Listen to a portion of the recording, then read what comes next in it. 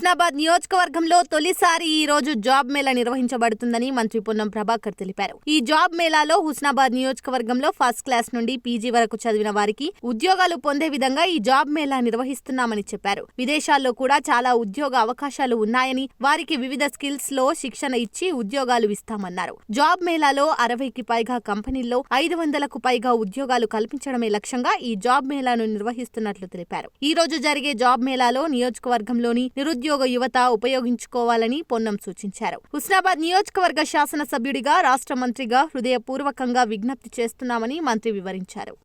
హుస్నాబాద్ నియోజకవర్గంలో తొలిసారి జాబ్ మేళా ఈ రోజు 24 జూన్ నాడు జరుగుతోంది.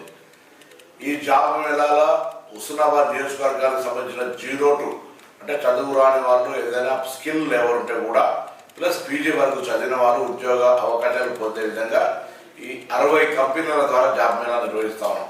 ఇది కాక విదేశాల్లో అనేక దేశాల్లో చాలా ఉద్యోగ అవకాశాలు ఉన్నాయి. దాన్ని కూడా టామ్కామ్ నుంచి ఒక స్టార్ట్ చేస్తూ ఉన్నాం.